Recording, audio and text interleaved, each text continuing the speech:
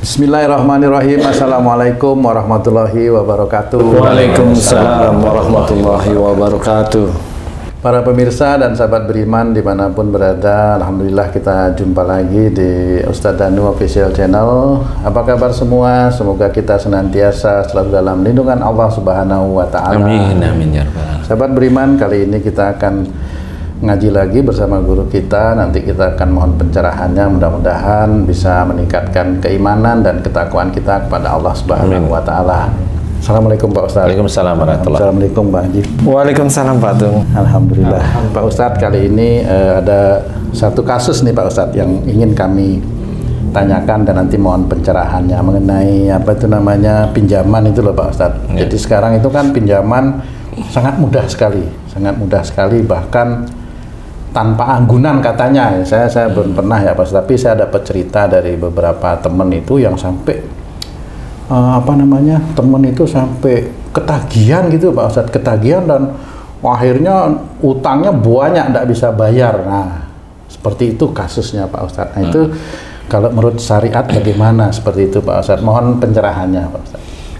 Iya, bismillahirrahmanirrahim. Assalamualaikum warahmatullahi wabarakatuh. Waalaikumsalam warahmatullahi wabarakatuh. Amin ya rabbal alamin. Alhamdulillah, memang yang marak dan kemudian kurang disetujui oleh pemerintah kecuali yang legal itu kan pinjaman online itu. Memang pinjaman online itu menjaring orang-orang yang minjam itu nggak harus ke kantor, ke bank, kemudian disuruh ngisi tetek bengek itu kan aturannya itu ini itu ada anggunan dan sebagainya di mana-mana kan seperti itu. Jadi pinjaman online itu memang dipergunakan untuk menjaring orang-orang yang nafsunya itu besar, nafsu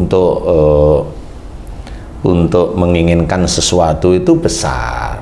Jadi ingin beli sesuatu yang memang itu bukan kesehariannya yang dia butuhkan. Biasanya seperti itu. Dan orang rata-rata termasuk saudara-saudara kita muslim itu rata-rata ya begitu itu. Rata-rata nafsunya itu untuk menginginkan duit itu besar sekali, sehingga pinjaman online inilah salah satu cara menurut dia yang bisa membantu mendapatkan uang dan membantu dia dikejar-kejar nanti. Karena caranya mudah itu barangkali Pak. Iya, caranya mudah dan sebagainya. Nggak ada anggunan gitu. Iya, barangkali ya. Nah, disitulah sebenarnya yang harus kita pahami bahwa pinjaman online ataupun sebenarnya kredit di bank itu ya istilahnya kalau memang itu yang bukan syariah ya banyak ribanya lah, ya banyak ribanya. Jadi intinya adalah bagaimana kita sebagai manusia, mana yang harus kita butuhkan. Umpamanya kita sebagai imam bekerja maksimum lah, tapi kurang. Manusia itu selalu berpikir kurang. Ada saya punya istri, anak saya 3, anak saya 2, anak saya 4. Lah yang nyuruh kamu itu punya anak 4 itu siapa? Nah, itu. Kan begitu kalau pertanyaan kita itu mau diskusi, yang nyuruh kamu itu anak 4 itu siapa? Kan gitu. Loh itu katanya anak itu rezeki lah, kan dia akhirnya membolak-balikkan fakta dia. Katanya rezeki tapi anak 4 pinjem. Kan gitu ya. Jadi janganlah menjadi orang munafik dengan omongan-omongan seperti itu. Kalau umpamanya mau dilindungi oleh Allah Ta'ala agar kita itu tidak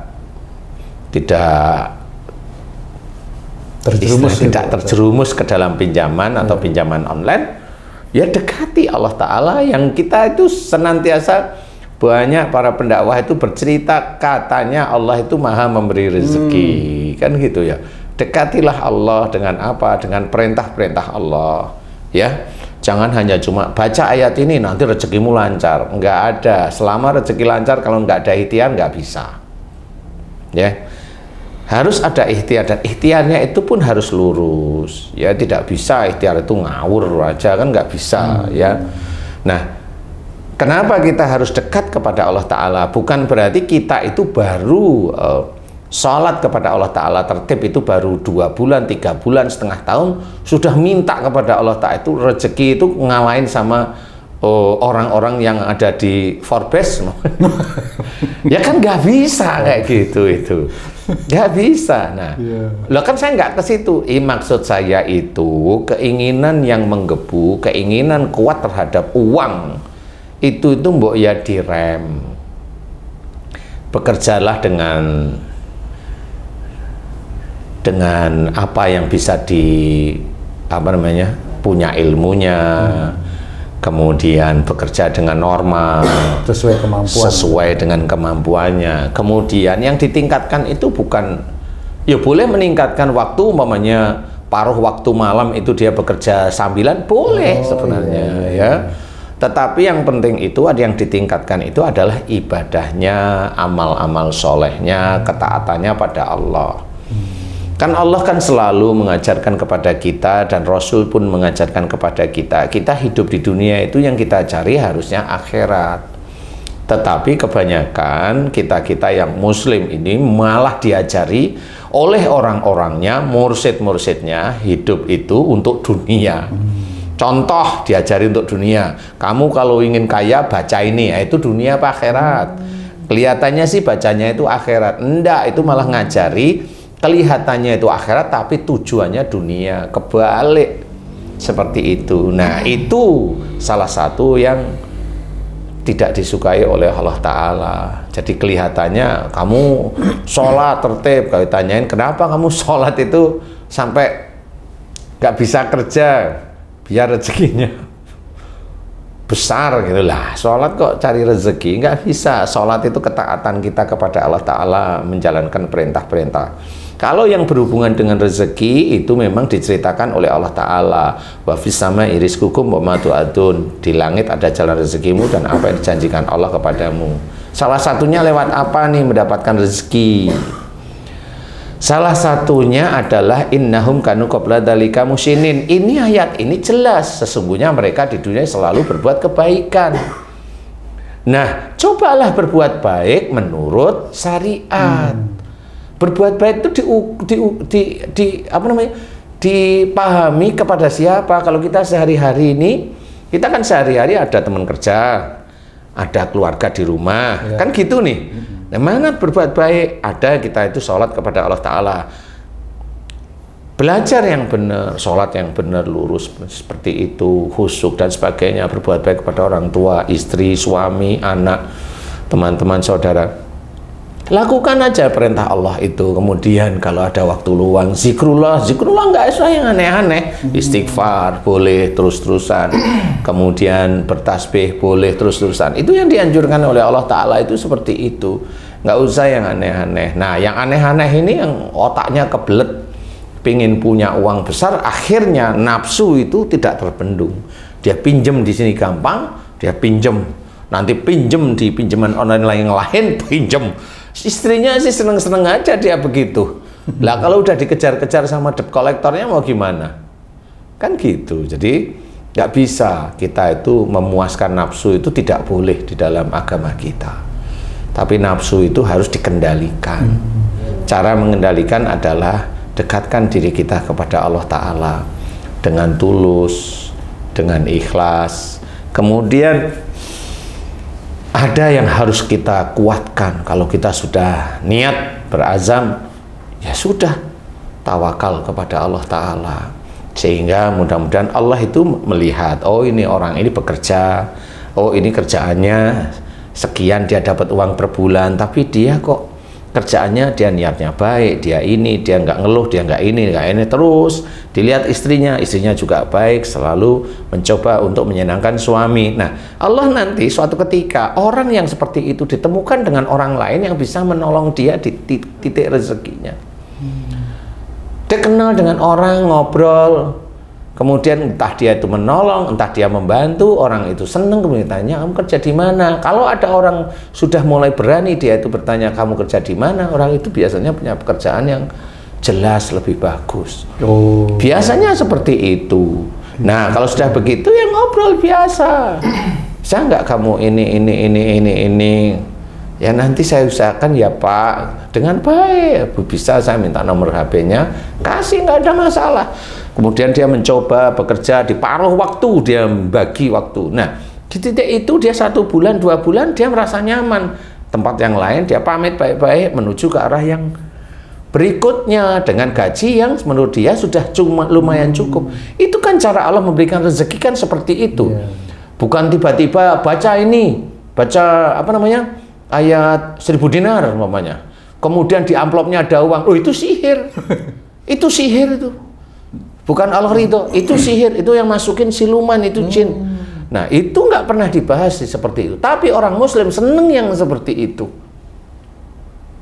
Seneng yang seperti itu. Nah, itulah yang harus kita fikirkan. Jangan sampai kita itu lari ke arah yang musyrik seperti itu, walaupun dia kelihatannya ayat Quran yang dia baca. Tapi ayat Quran dibaca kok ada uang segebok di sini. Bohong itu. Nggak ada Allah itu ngasih itu dengan uang segitu dengan orang yang macam dia gitu. Nggak mungkin. Kalau saya nggak mungkin. Itu pasti jin. Dan jin itu ditunggangi oleh Dajjal, karena dengan seperti itu dia yakini ilmunya itu. Nah, ilmu inilah menjadi kemusyrikan. Itu yang disukai oleh para Dajjal itu yang seperti itu. Nah, kita jangan sampai seperti itu. Belajar mengekang nafsu, dekatkan diri kita pada Allah. Nanti Allah yang mengatur rezeki. Kita itu yakin kalau Allah itu maha mengatur rezeki, tetapi kita itu malah menyuruh Allah itu selalu memberi rezeki kepada kita lah. Kan lucu itu. Nah, inilah lucunya kita sebagai seorang Muslim. Saya bilang orang Muslim, ya. Nah, janganlah kita tertipu dengan pinjol-pinjol seperti itu. Rumah ngontrak, pinjol aja setiap saatnya. Ya janganlah. Mending kayak Haji C. Alhamdulillah rumahnya kan nggak ngontrak. Alhamdulillah. Taman mertua indah. Seperti itu. Ustaz, nah ini ada keluhan orang tua nih. Mencoba diskusi sama saya. Dia udah dipusingkan dengan anaknya yang terlibat pinjol. Jadi begini, anaknya ini minjam online itu 2 juta dengan per bulan tuh 300.000, ya kan? Setahun 12 bulan. Karena 300.000 sebulan ini anaknya ini merasa bisa gitu kan. Akhirnya dalam perjalanannya 3 bulan nggak bayar karena nggak ada uang, ya kan? 900.000. Anak ini mencoba cari solusi pinjam pinjol lain. 2 juta lagi. Gali lubang, tutup lubang itu. Mencoba nutup yang 900.000 ini. Masya Allah. Tapi berikutnya harus bayar juga. Jadi ada 2 pinjol yang harus dia tanggung per bulannya. Begitu juga kejadian sama. Akhirnya dia tutupin lagi dengan pinjol lagi yang 5 jutaan. Terus sampai orang tuanya bilang sampai totalnya itu 80 juta. Dengan setiap bulannya itu ada 10 pinjol. Nah, orang tuanya ini diskusi sama saya, ini sebenarnya anak saya ini kesurupan pinjol atau apa gitu. Ada nggak hubungan antara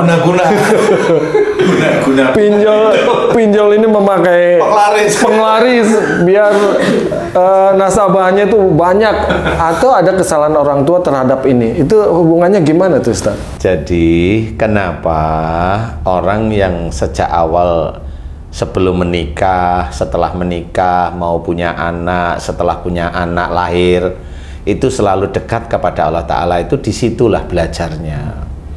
Jadi Allah itu tidak akan memberikan seperti langsung jadi, kayak Nabi Musa ngelemparin tongkat jadi ular. Bukan seperti itu. Allah sudah memperhitungkan sebelumnya, ya. Nah, sama untuk menjadi orang, untuk menjadi si anak itu rajin pinjol, rajin mengorder pinjol. Itu dulu ya bagaimana dia di dalam kandungan, bagaimana orang tuanya. Saya tidak menyalahkan orang tua. Bagaimana orang tuanya dulu dalam mencari rezeki, ngotot enggak? Lihat rezeki itu ngeces enggak liurnya itu?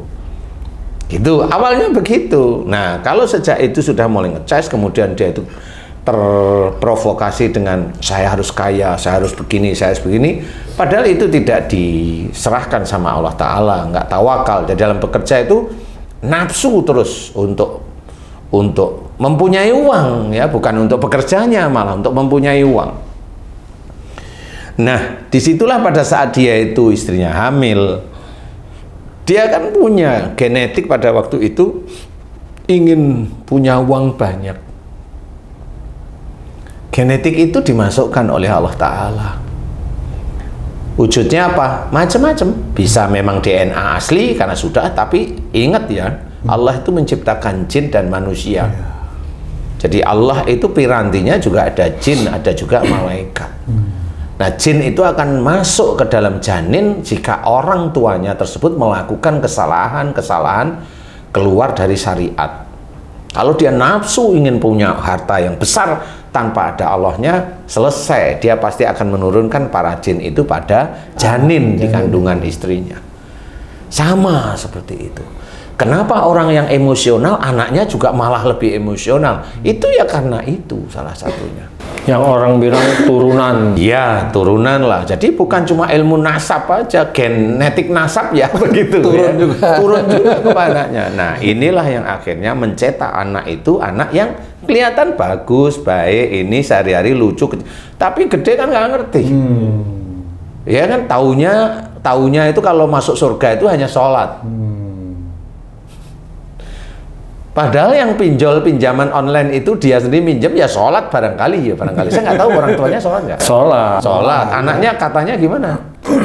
Ya nggak ngerti lah. Tahu ya, tapi orang tuanya gitu. Tapi orang tuanya tertem nggak sholatnya. Iya. Nah, di situ bukan berarti orang tuanya salah mutlak, enggak. Tetap seperti itu. Genetik itu banyak. Nggak cuma sholat saja.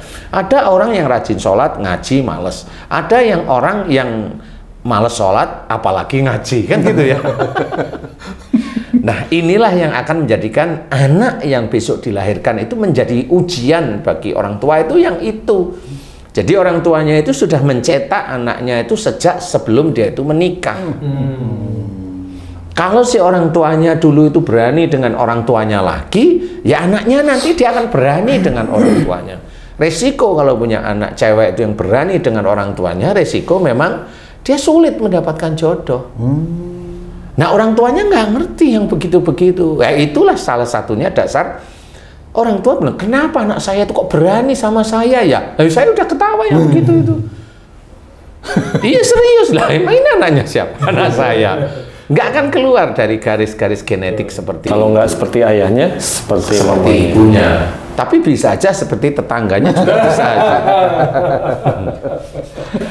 Anak tetangga itu. Iya, memang betul. Nah, disitulah sebenarnya kesalahan itu memang ada si anak karena dia sudah akil balik, tetapi karakternya tetap ada orang tua dan itunya. Jadi si anak ini juga sama. Dia pengen sekali untuk seneng umpamanya, pengen sekali untuk begini. Nah, itulah karena nafsu. Bagaimana dulu orang tuanya itu untuk mengejar sesuatu itu ada nafsu, keinginan nafsu. Inilah yang menjadi ujian sehingga anaknya lahir yang hobinya minjam online. Nah, itu ya kalau salah ya salah anaknya. Kalau agak salah orang tuanya juga. Kan urutan. Makanya ku anfusakum wa alikum naro itu bukan berarti orang itu harus mengajarkan dia agama. Enggak cuma itu. Dia ngajarkan agama itu paling apa sih? Sholat, baca Quran. Iya. Iya nggak sih? Puasa lah. Tambah apa lagi? Sunnah lah. Tambah apa lagi? Hormati orang tua. Nah, pada saat kita itu sebagai orang tua mau bilang hormati orang tuamu, tapi kita masih ingat dulu itu kita sama orang tua kita nggak hormati, kan lucu jadinya. Iya ya. Lah kan begitu. Coba kamu mau bilang gimana Tung? Hormati orang tuamu. Iya. Iya. Gimana tuh? Kalau mama anakmu bilang mamanya, papa juga nggak ini sama nenek mamanya. Paling sering itu memang. Lah, terus kamu mau jawab apa gimana? Ya, kalau sekarang jawabannya, waduh maafin papa ya. Nah, itu Papa juga bagus, harus mohon ya. ampun sama nenek. Saya pernah saat ketemu sama orang seperti itu. Dia berani sama orang tuanya, tapi dia menasehatin anaknya jangan berani sama dia. Saya bilang, kenapa bisa begitu? Iya, maksudnya ya jangan seperti saya gitu katanya. Sadar dia berarti ya. Berarti selama ini sadar orang-orang itu. Tapi ya bukan orang-orang itu. Kamu jangan nggak boleh kami ya. kami. Ya. Jadi intinya seperti itu. Harus hati-hati karena memang itu tidak bisa ngawur dalam menganalisa. Jadi pinjaman online itu mau dia pakai pelet kayak penglaris kayak nggak tahu saya. Tapi intinya itu menarik sih sebenarnya. Pak Ustadz, Ya. Pak Ustadz kan punya usaha tuh, usaha gede Insya Allah. juga kan. Ya. Pak Ustadz pakai pinjol gitu. Atau minjem uang di bank nggak? Kalau pinjol itu cuman menengah ke bawah, nggak menengah lah, bawah lah, kelas bawah. Kan nggak tahu kita Ji, makanya ini kan usaha Gimana? kan punya usaha nih Pak Ustadz nih. Insya Allah. Dulu usahanya pakai pinjaman bank nggak sih Pak Ustadz? Aduh nih mohon maaf nih Pak Ustadz. Ya sudah nggak apa-apa. Ya ini untuk belajar yang lain. Alhamdulillah memang alhamdulillah usaha saya memang tidak pinjam. Oh, Alhamdulillah diizinkan oleh Allah Ta'ala untuk tidak pinjam. dapat dari mana Pak Ustadz? Warisan aja. Warisan apaan? Ya, warisan itu ada yang sudah dibagi, tapi kan berapa sih ya? Ya alhamdulillah sudah dibagi gitu loh. Tapi alhamdulillah ya nggak pinjam. Gimana gitu. itu awal mulanya sampai usahanya bisa milik apa namanya itu besar seperti itu Pak Ustadz? Itu kan juga kita perlu belajar ya kira-kira ya, walaupun kita udah pensiun. Jadi memang jadi alhamdulillah memang sejak dulu kan saya diizinkan tahu bahwa yang memberi jalan rezeki itu Allah. Jadi dan banyak dari ayat-ayat Quran itu ya harus yakin bahwa Allah yang maha memberi rezeki. Kita hidup di dunia itu hanya mengerjakan di dunia yang niatnya harus lillahi ta'ala. Nah, dari situlah insya Allah siapapun orangnya, khususnya yang muslim, dekatkan diri kita kepada Allah Ta'ala. Contoh umpamanya, saya dulu ijazah saya sipil, tapi sipil saya itu nggak saya pakai. Kenapa nggak kerja di kontraktor? Kan banyak juga bisa. Ya, karena di titik itu saya alhamdulillah dikasih petunjuk oleh Allah Ta'ala bahwa kerja di kontraktor kayaknya nggak cocok bagi saya. Tak cocoknya di mana tuh Pak Ustadz? Saya terlalu pandai untuk kerja di kontraktor. Jadi saya tahu langsung gimana cara nyuri sesuatu di situ. Berarti Pak Ustadz nggak disenangi sama yang lain. Saya disuruh nyuri dulu, tapi saya nggak mau. Saya serahin aja sama yang lain. Saya nggak mau seperti itu. Akhirnya saya keluar. Nah, disitulah mulai saya berpikir, oh berarti dulu pada waktu saya kuliah kan nggak tahu kalau kerja di seperti itu nggak taunya memang banyak lahan yang menjadikan kita tergiur untuk ngambil. Itu kan nafsu juga itu. Ya, karena kemudahan itu sebenarnya Pak Ustadz ya. Juga Karena bukan kemudahan sih apa itu namanya? Ya? Karena gigih dan tahu itu di depan kita gitu. Jadi iya gigih aja, gigih gini gitu ya. Nah di situ saya nggak bisa, akhirnya saya harus keluar. Saya tetap berdoa mohon diberi jalan agar diberi kemudahan untuk mendapatkan rezeki. Terus seperti itu. Nafsu apa yang Pak Ustadz kekang waktu itu Pak Ustadz? Nafsu apa Pak Ustadz? Ya, yang jelas itu untuk beribadah pada Allah Ta'ala harus. Kemudian kalau mamanya sudah diberi kepandaian oleh Allah Ta'ala, jangan keminter. Itu juga tetap tidak boleh. Keminter, sok tahu, Merasa pandai. banyak ngomong. Kayak itu enggak, biasa aja. Diledek sama orang lain senyum. Ledeknya nggak selesai, bertasbih, seperti itu. Sehingga Alhamdulillah sampai sekarang ya belum pernah pinjam, walaupun pekerjaan itu sangat besar bagi orang biasa. Padahal dulu kan kerjanya dagang durian, maaf ya Pak Ustadz. Iya, Sampai jualan lukisan. Iya, maaf ya, Pak Ustadz. saya jualan lukisan, jalan kaki, jualin lukisan. Ya memang nggak bisa laku. Apa untungnya itu Pak Ustadz rajin menabung supaya rajin menabung pangkal kaya kan kira-kira gitu. Nah ini kan gitu. Iya, iya. Kan kira-kira. Iya, memang dulu saya jualan duren. Ya memang pernah jualan duren. Ya untungnya berapa sih jualan duren kan gitu ya. Tapi nggak apa-apa. Maksud saya untungnya berapa itu bukan berarti saya melecehkan, enggak ya. Kalau kita hanya berpikir untung berapa, memang ya untungnya nggak terlalu lah. Tapi cukup lah untuk Tetap pada waktu menghargai itu. berapapun gitu Pak Ustadz. Tetap cukup untuk waktu itu hidup sehari-hari itu cukup ya. Cuma ya memang harus harus belajar dekat sama Allah Ta'ala. Karena dengan pakai bacaan apa enggak. Kemudian ikhtiar, karena kalau umpamanya saya sekarang ditanyain, umpamanya Ustadz dakwah ya, kalau dakwah minta bayar enggak? Kalau saya dakwah di masjid kayak di taklim kayak, oh enggak, saya enggak pernah minta, enggak pernah minta, karena itu dakwah. Kenapa saya enggak pernah minta? Karena memang saya disuruh oleh Allah Ta'ala. Qul la as'alukum alaihi ajron, katakan bahwa kamu tidak minta bayar terhadap apa yang kamu berikan, itu tentang Quran. Makanya saya nggak mau. Berarti pendakwah seperti Pak Ustadz juga harus bekerja mencari harus. Karena yang kita ambil adalah ayat yang lain. Faida qutiyatis sholatu fantasiru fil ard wabtagu min fadlillah. Jadi walaupun kita berdakwah, kita itu harus kerja. Jadi bertebaran itu bukan dakwahnya yang kemana-mana, bukan itu Pak Ustadz. Lah ini kan beda, untuk mencari rizki Allah, untuk mencari fadilah Allah. Ini sebenarnya harus difikirkan. Jadi kalau memang teman-teman dakwah ya harus kerja. Harus kerja. Gitu. Dan uang hasil itu bukan untuk kita, banyak yang membantu. Ayo kita bantu. Walaupun tidak semuanya belum, tapi kita bantu teruslah. Setiap saat itu bantu. Itu harus ada di jalan Allah. Jadi nanti ditanyain, jangan cuma kita itu cerita di dakwah bahwa uang yang nanti itu akan menjadi yang akan menemani kita itu uang yang kita sedekahkan pada orang lain. Iya betul. Uang yang kita makan akan jadi kotoran. Betul. Uang yang kita tinggal akan jadi rebutan anak-anak. Iya betul. Warisan maksudnya. Apa yang mau kita cari sekarang? Nah disitulah sebenarnya harus dekat kepada Allah Ta'ala. Jadi benar-benar serius, belajar, niat, mudah-mudahan besok itu kalau ini jangan sampai pinjam ya Allah, doa. Kemudian dikekang. Kalau biasanya nanti ujiannya begitu. Ada kita itu belum diizinkan punya rezeki banyak, teman kita itu langsung naik. Nah itu pasti itu namanya hati itu ada iri, ada iri sebenarnya. Nah, terus ada yang nawarin pinjaman kan kira-kira gitu. Biasanya bank-bank itu kan gitu Pak Ustadz, nawarin. Iya. Pak Ustadz ditawarin juga. Tawarin. Dan jengkel banknya itu. Ya jengkel. Jengkel banknya nggak pernah saya tanggapin. Ini Pak Ustadz, ini enggak seperti itu. Enggak aja. Saya juga sering Ustadz ditelepon disuruh pinjam, dikasih pinjaman. Saya bilang enggak. Kena pensiun. Karena nggak bisa bayar bulanan.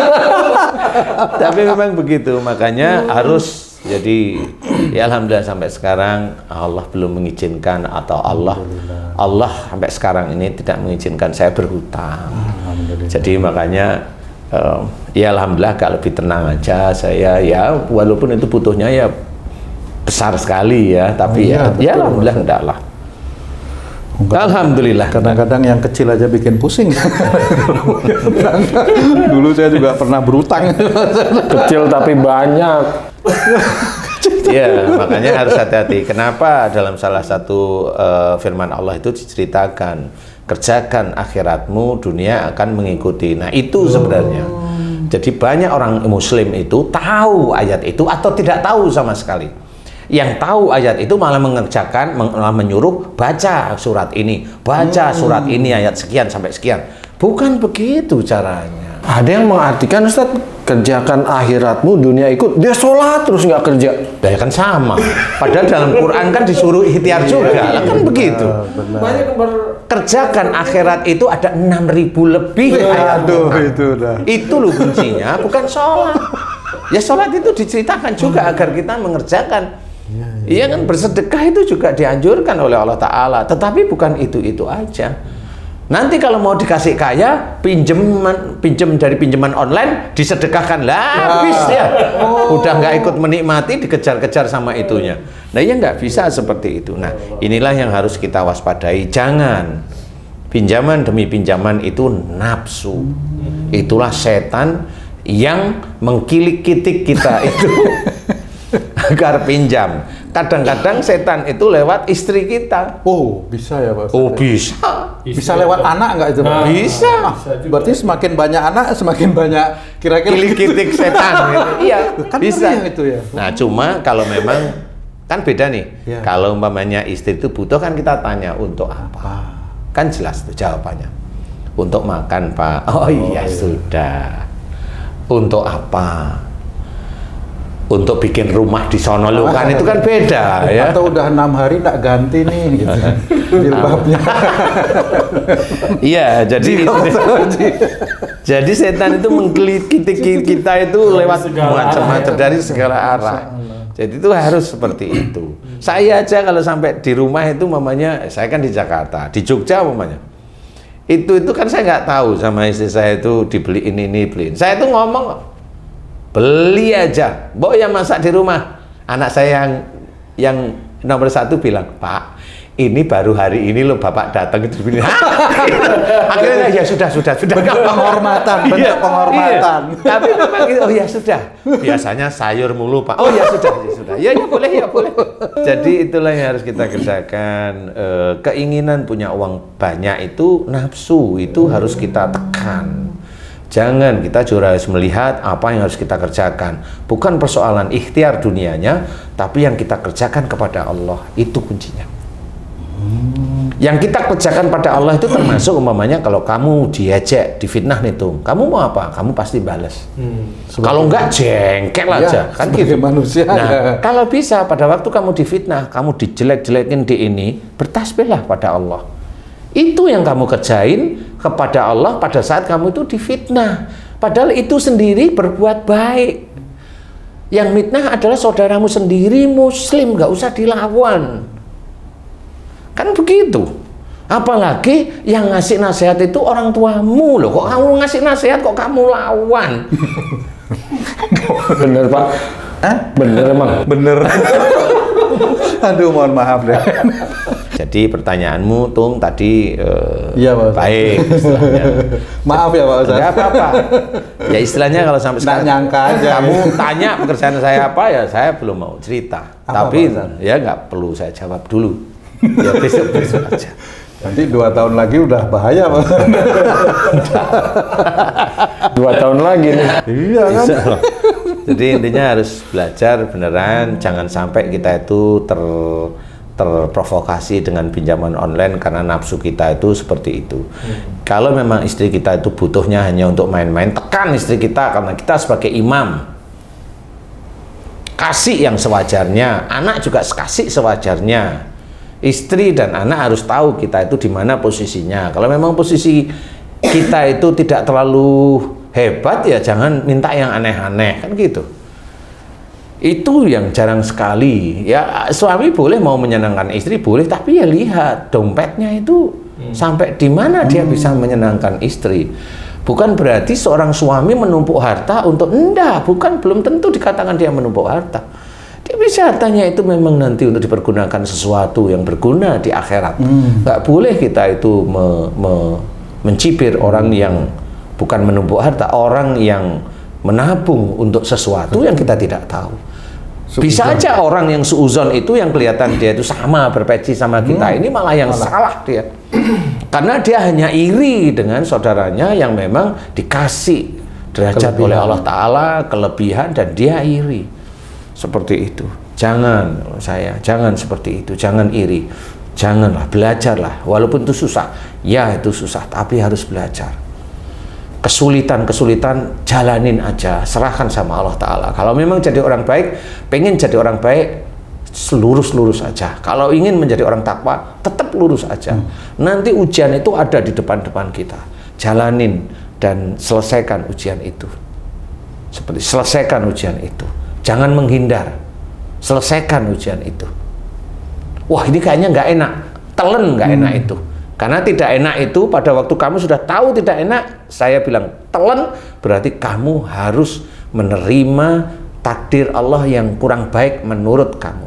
Padahal itulah takdir yang memang diciptakan oleh Allah Ta'ala. Mau nggak kamu itu menerima yang tidak enak pada saat itu? Kalau kamu mau menerima yang tidak enak dan ikhlas sekali menerima tidak enak, dan ikhlas 2 kali menerima tidak enak, ikhlas 3 kali, 10 kali tetap menerima yang tidak enak itu dengan ikhlas tanpa menggerutu pada Allah Ta'ala, pasti Allah insya Allah Allah akan memberikan jalan untuk mendapatkan rezeki. Insya Allah seperti itu, insya Allah. Wallahu a'lam. Baik, Pak Ustadz, terima kasih banyak atas pencerahannya kali ini. Terima kasih Bang Ji. Sama-sama, Pak. Alhamdulillah ya. Alhamdulillah. Sahabat beriman dimanapun berada, demikianlah tadi pencerahan dari guru kita Pak Ustadz Danu. Banyak sekali yang perlu juga kita pelajari dan kita praktekkan dalam kehidupan ini, terutama untuk mengendalikan nafsu. Seperti itu Pak Ustadz ya. Insya Allah. Mudah-mudahan ini banyak manfaat untuk bisa meningkatkan keimanan dan ketakwaan kita kepada Allah Subhanahu wa Ta'ala. Terima kasih atas perhatiannya. Wassalamualaikum warahmatullahi wabarakatuh. Waalaikumsalam warahmatullahi wabarakatuh.